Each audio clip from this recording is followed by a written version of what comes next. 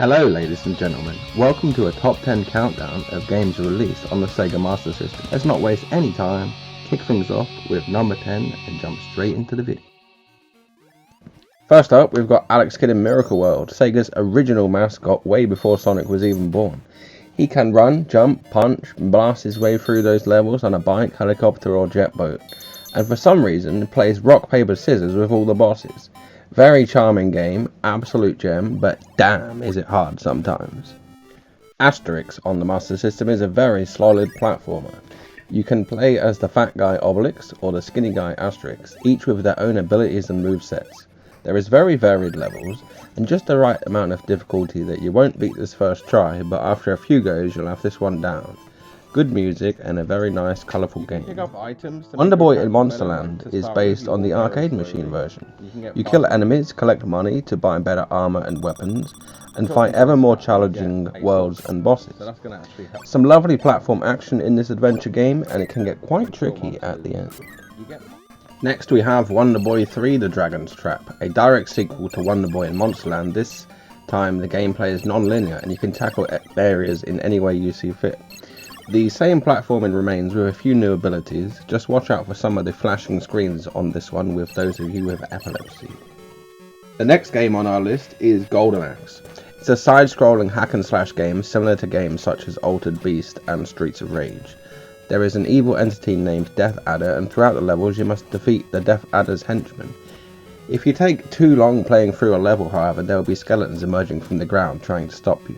The characters got various ways of attacking, such as using their weapon, jumping, or using your spells in the game. The male warrior Axe is able to use earth spells, the dwarf Gilius casts lightning spells, and the female warrior Tyrus casts fire magic. You can also jump onto the enemies and attack them in that way.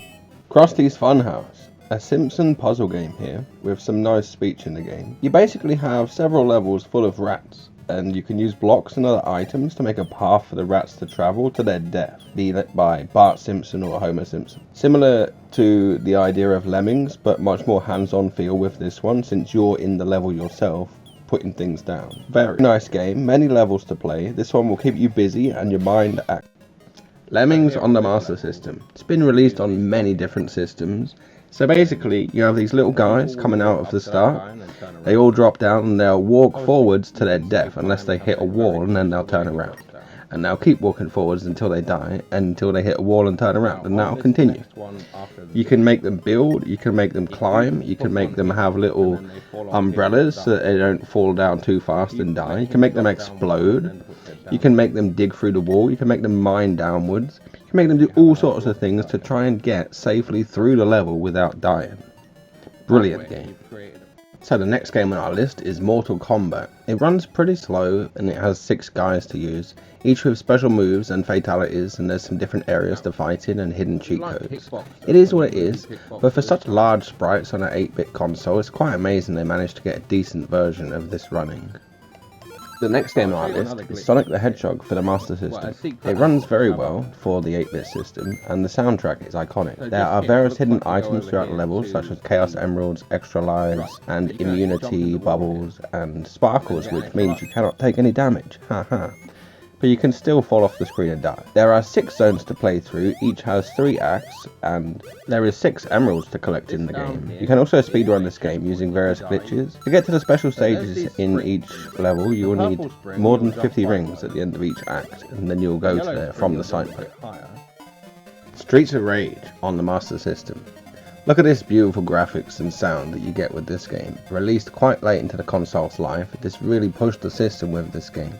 Very similar to the Mega Drive version, just missing one character and shorter levels, but as a lot of the moves and weapons are there. Unfortunately, no dirt bikes trying to kill you across the screen because of the size of the sprites, but maybe that's a good thing. Easily a 9 out of 10 game.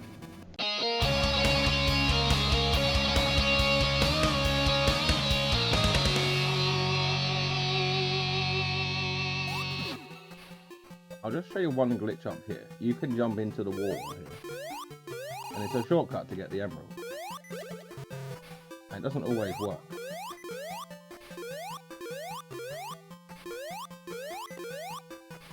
So you fail a few times, but you'll get it.